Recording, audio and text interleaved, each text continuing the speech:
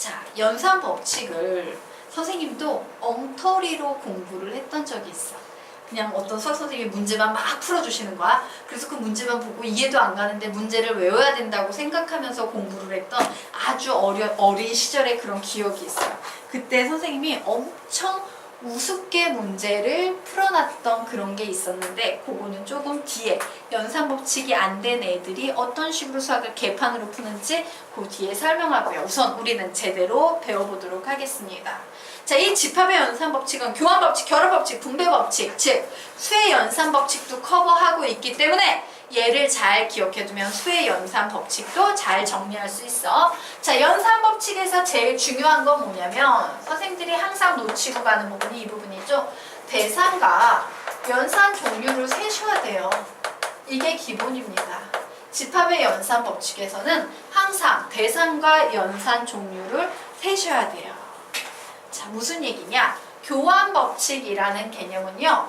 대상이 두 개고 연산 종류가 한 종류일 때 사용하는 법칙이에요. 자, 지금부터 말로 부를게요. 두 번째, 결합법칙이라는 것은요. 대상이 세 개, 연산 종류 한 종류일 때 쓰는 법칙이에요. 적어 놓으세요. 2번에다가. 결합법칙은 대상 세 개, 연산 종류 한 종류. 분배법칙은요. 대상이 세 개, 연산 종류가 두 종류일 때 쓰는 법칙이에요. 자, 그리고 네 번째 나와 있는 흡수법칙, 일명 선생님이 애칭으로 둘둘둘 법칙이에요 라고 부르는 녀석은 둘둘둘 법칙이니까 대상 몇 개 나올 것 같아? 두 개. 연산 종류 몇 개 나올 것 같아? 두 개. 되겠습니까? 예.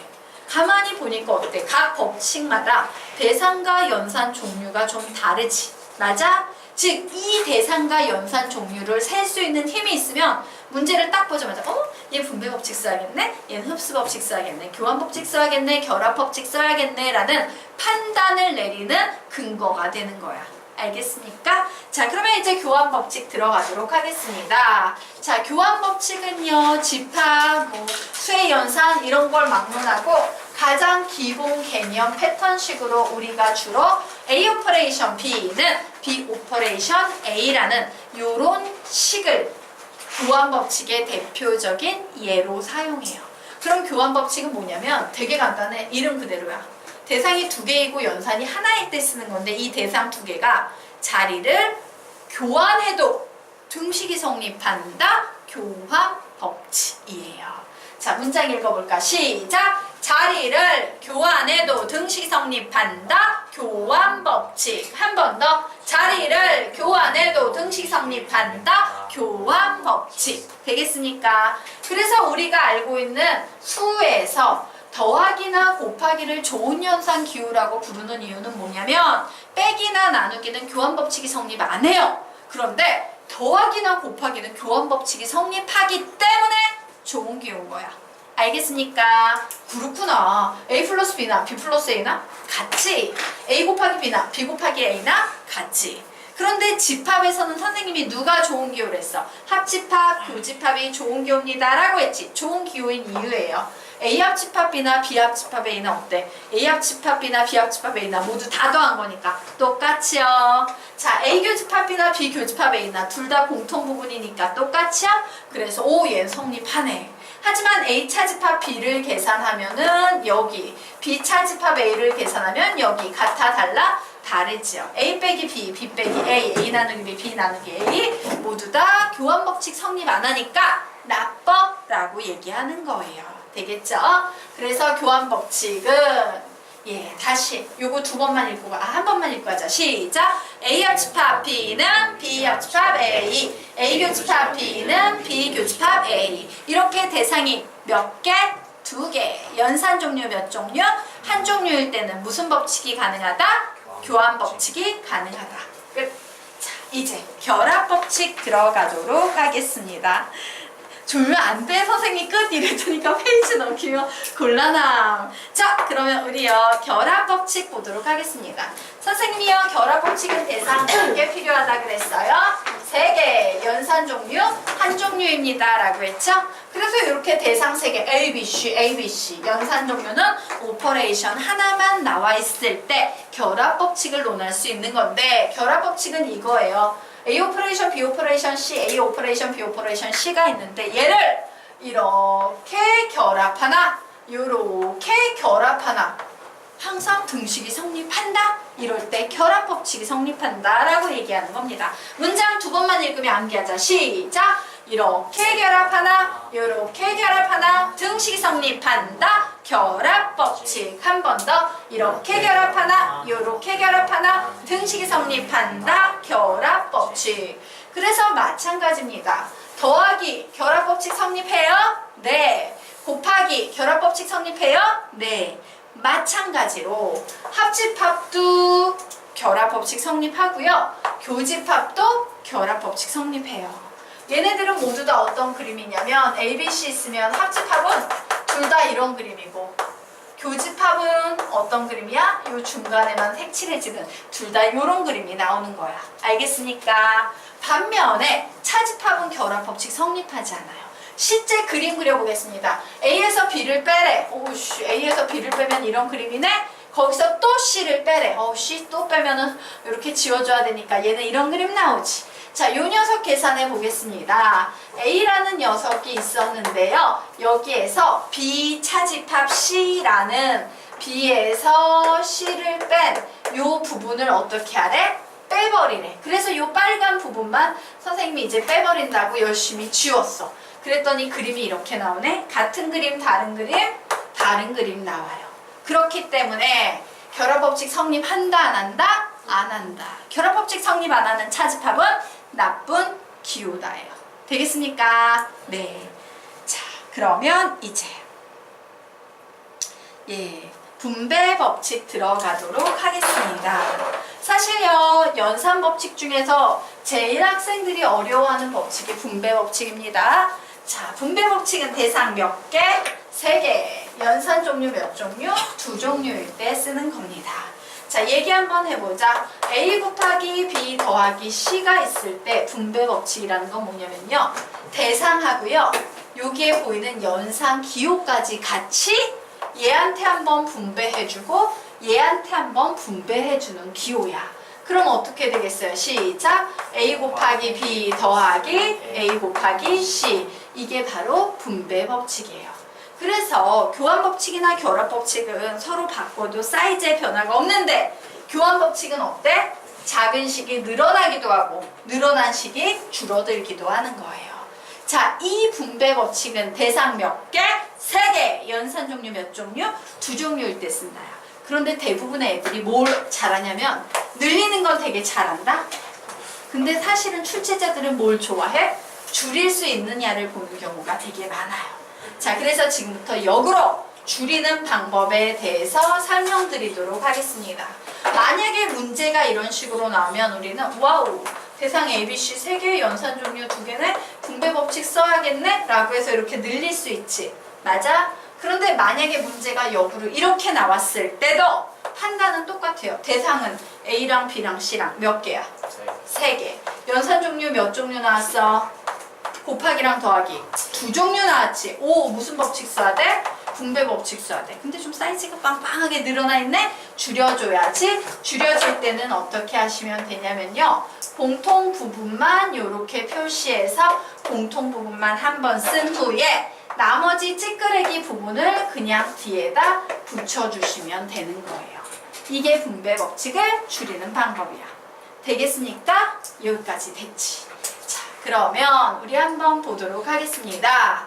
자, 여기 4가지 경우가 지금 나와 있는 상황이지. 맞아. 4가지 경우 모두 어때? A, B, C. 대상 다르고. 맞아? 오, 대상 3개고 연산 종류는 합집합, 교집합 2개 나와 있네. 맞지? 그래서 너희들이 우선 지금부터 뭘 해볼 거냐면 여기를 책받침 같은 걸로 가려. 손으로 가리고요. 무슨 연습해본다? 줄이는 연습을 해보세요. 요 옆에다가 쭉 줄여가지고 얘를 가리고 줄인 후에 잘 했는지 써보는 겁니다.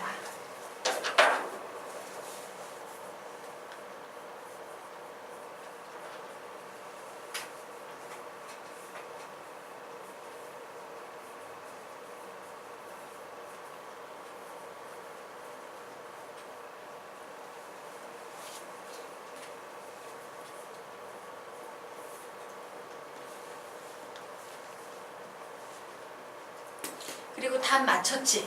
답 맞추면 또 어떻게? 이거 둘 다 가려. 그래서 어떻게 해요? 줄인 걸 도로 늘려보십시오. 두 개 여기 다 가려버리고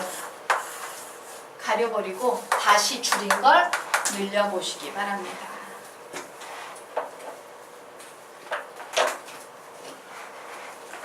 즉 줄이고 늘리고 연습을 교재 직접 해보시기 바랍니다. 그리고 맞춰보면 되겠지.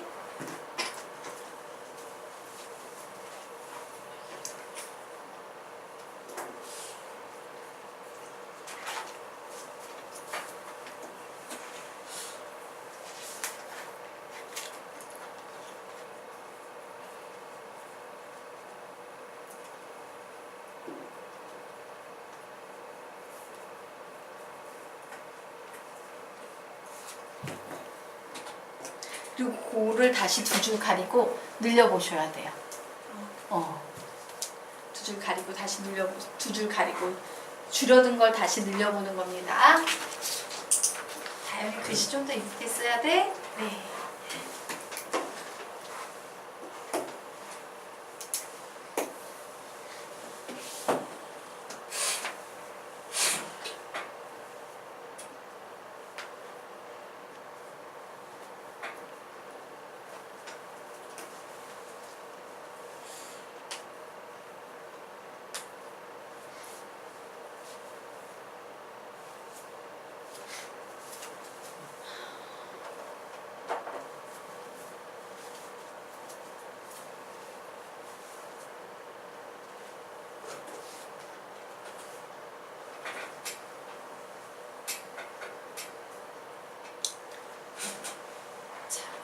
됐죠? 그러면 우리 이제 보도록 하겠습니다. 필기하지만 이거는 필기해놔. 자, 옛날에 선생님이 어렸을 때 수학을 되게 엉터리로 배웠던 그 시절에 이제 선생님은 중1 때부터 고등수학을 시작을 했었어요. 근데 그때 배웠던 선생님이 문제를 열심히 풀어주기는 했는데 나중에 알고 봤더니 되게 엉터리로 가르쳤던 선생님이었어. 나중에 제대로 이제 수학을 배우고 생각을 해보니까 자, 그 선생님한테 배울 때 이 집합 문제가 나왔을 때 선생님이 풀었던 방법을 한번 보여드리도록 할게요. 엉터리로 수학을 배우는 학생들이 집합 문제를 풀 때 접근하는 방식. 뭐 연산법칙 이런 거 안 배우는 거야. 그러니까 이제 얘를 딱 보고 오, 나 얘 풀 수 있어. A 교집합, B 합집합, A 교집합, A네. 그러므로 얘는 A 교집합, B 합집합. 잠깐만. A와 A의 공통 부분을 구하면 A네. 오, 그런데 얘는 오, 그래. A 합집합, A 교집합, B 합집합, A네. 잠깐만. A에 A를 합하면 A네. 이 짓을 했어요. 근데 어느 순간 정신을 딱 차려보니까 똑같은 식인 거야.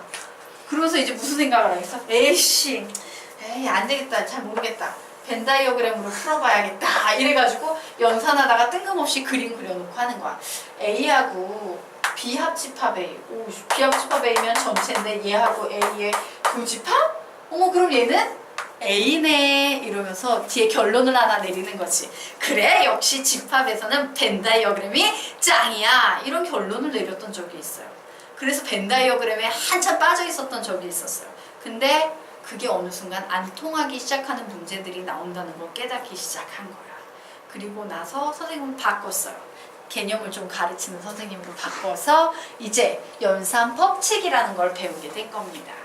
이게 연산법칙을 제대로 못 배운 학생들이 항상, 고등학생들도 이런 짓 하는 애들 많아, 항상 하는 작업 중에 하나야. 이런 짓 하지 말라고! 지금 연산법칙을 가르치는 겁니다. 자, 선생님이 지금부터 가르칠 연산법칙은 네 번째 법칙인 흡수법칙이라는 거예요.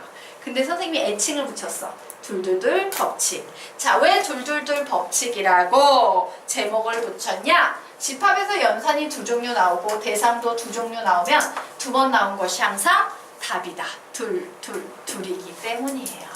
자, 그럼 볼까? 이 문제를 풀 때요. 연산 법칙을 아는 학생들은 판단해야 돼. 대상이 몇 개야? A하고 B 두 개네. 연산 종류 몇 종류야? 두 종류네. 무슨 법칙 써야 돼? 둘둘둘 법칙, 일명 흡수 법칙 써야 되지. 흡수 법칙에서는 몇 번 나온 것이 항상 답이다? 두 번 나온 것이 항상 답이다. 어? 에이, 이렇게 푸는 거예요. 근데 이걸 몰라가지고 벤 다이어그램으로 풀고 있었던 거야. 알겠습니까? 이렇게 푸는 거야. 자, 요 녀석도 한번 풀어볼까요? 시작! 대상 2개, 연산 종류 2개, 무슨 법칙? 흡수 법칙. 몇 번 나온 것이 답이다? 두 번 나온 것이 답이다요. 자, 요 녀석 한번 풀어보겠습니다. 얘 대상 몇 개? 3개야. 중요한 건 뭐냐면 A, B금 쳐보세요. A의 여집합, B금 쳐보세요. 두 개는 같은 거야, 다른 거야? 다른 거야. A하고 A의 여집합은 다른 대상이에요. 대상 몇 개? 3개. 연산 종류 몇 종류? 2종류. 무슨 법칙? 분배 법칙으로 푼다. 이렇게 대상과 연산을 세서 판단하는 거예요. 자, 이제 왜 대상과 연산을 세야만 하는지 알겠지? 예. 그럼 이제 얘는 분배 법칙으로 푸니까 아까 했던 그 작업 하는 겁니다. A 교집합, B 합집합, A 교집합, A의 여집합 나오고 있네요. 얘들아, A하고 A의 여집합에는 공통 부분이 있어, 없어? 없지. 그러니까 뭐라고 표현할 거야? 공집합. 공통 부분 하나도 없어요. 공집합이라고 표현하는 거예요. 근데 생각해봐. 공집합은요, 합 하나, 많아지? 뭐 더할 게 없는데 뭐. 그치? 그래서 얘는 마치 수로 치면 더하기 0 한 거랑 똑같아. 그래서 공집합은 합 하나 많아기 때문에 얘는 어떻게? A 교집합 B로 계산이 된다라고 이렇게 정리하시면 되겠습니다. 조금 우리 선풍기 좀 켜도 될까? 네, 좀 더워지네. 좀 했다가 또 꺼줄게. 미안해. 그 자리 되도록 앉지 마세요. 추우면. 네. 됐으니까 요런 차이점이 있다. 그러면 요 흡수 법칙의 원리에 대해서는 선생님이 좀 뒤쪽에 가서 설명을 하도록 할 거고요. 이제 뒤로 넘겨서 마지막 법칙인 드모르간 법칙 살펴보도록 하겠습니다.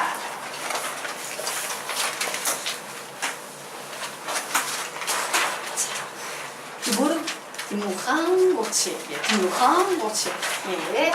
사람 이름이야. 이 법칙을 만든. 자, 드모르간 법칙 일명 부정의 법칙이라는 거예요. 부정은 땡땡땡.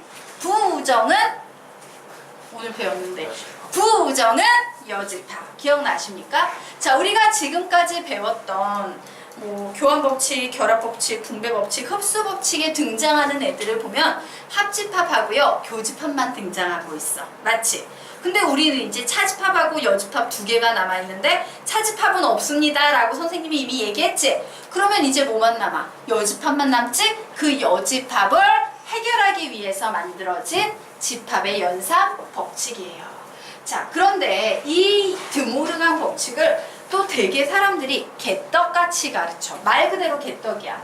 자, 너희들이 시중 교재를 보면 보통 드모르간 법칙을 이런 식으로 많이 정리를 해놨어요. 야, A 교집합 B 전체 여집합은 드모르간 법칙에 의하면 어떻게 적용하는 거냐면 얘를 A에도 적용하고 얘를 교집합에도 적용하고 얘를 B에도 적용하는 건데요. 교집합을 부정하면 합집합이 돼요. 합집합을 부정하면 교집합이 돼요. 그러므로 얘를 하나하나 부정해버리면 어떻게 되겠어? A의 여집합, 합집합, B의 여집합 이렇게 바뀌는 거야. 얘는 어떻게 되겠어? 불러봐. 시작! A의 여집합, 교집합, B의 여집합. 그런데 중요한 건 뭐냐면요. 드모르간 법칙을 만든 원래의 이유는 뭐냐면 나쁜 여집합을 되도록이면 없애려는 거야. 부정이잖아. 봐. 여기 부정 몇 개 나왔어? 2개 나왔지? 부정이 2개인 상태는 이런 상태야. 이런 상태가 부정 2번이야. 얘는 부정 몇 번이야? 1번이지?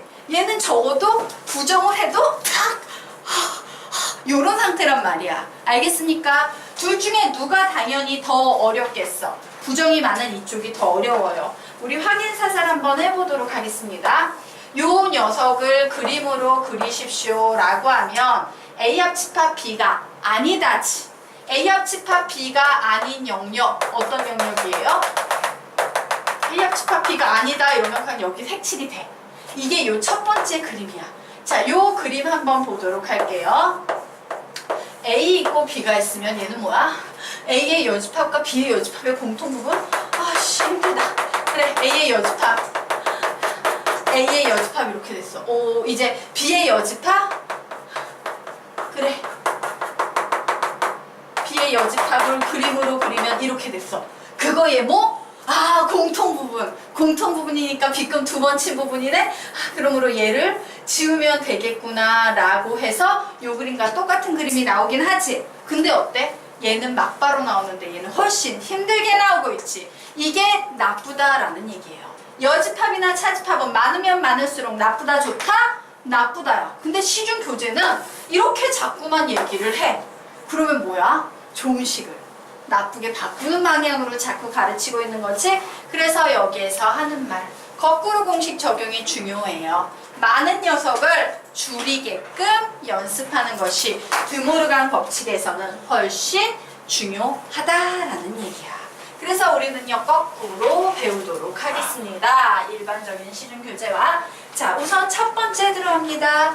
자, 여집합의 여집합은 뭐랑 똑같냐면 부정의 부정은 강한 긍정이다. 이런 말 들어본 적 있죠? 자, A의 여집합의 여집합은 자기 자신이 나옵니다. 여집합 두 개면 사라져버려요. 와우, 여집합 열라 맞네. 이런 걸 해결하기 위해서 드모르간 법칙 썼죠? 어떻게 작업하냐면 얘 자체를 부정해. A, 얘를 부정해. 합집합, 얘를 부정해. B 라고 묶어놓고 맨 마지막에 바깥에 여집합 하나만 붙여놓으시면 돼요. 자, 얘 어떻게 적용할 거야? 시작! A, 교집합, B, 전체의 여집합 되는 거예요. 자, 요 녀석 보도록 하겠습니다. 얘도 통째로 드모르간 법칙 써볼 거야. 자, 앞에서부터 반대로 쭉 읽어줍니다. 시작! A, 합집합, B, 교집합, C의 여집합, 합집합, D, 교집합, E, 합집합, F의 여집합의 여집합. 이게 드모르간 법칙이에요. 뭔 말인지 이해되나? 이 마지막 거 혹시 안 되는 사람 있으면 설명할게요. 넘어가도 돼? 이해돼? 예, 오케이. 자, 됐죠? 자, 아래 기타 성질 나와 있습니다. 찬찬히 생각을 해보시기 바랍니다. 해서 아는 것만 채워 넣으세요. 찬찬히 생각을 해보셔서 아는 것만 채워 넣으시기 바랍니다.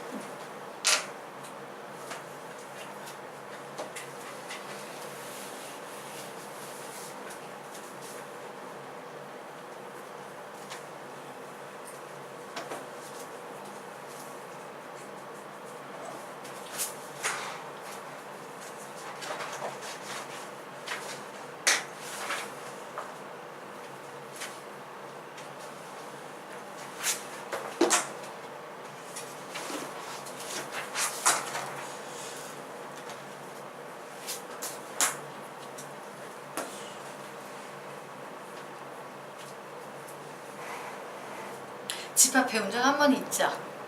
네. 어디까지 배웠어요, 수트? 다 했어요? 어디 미적분도 했어요? 미적분 1만 했어요. 일단은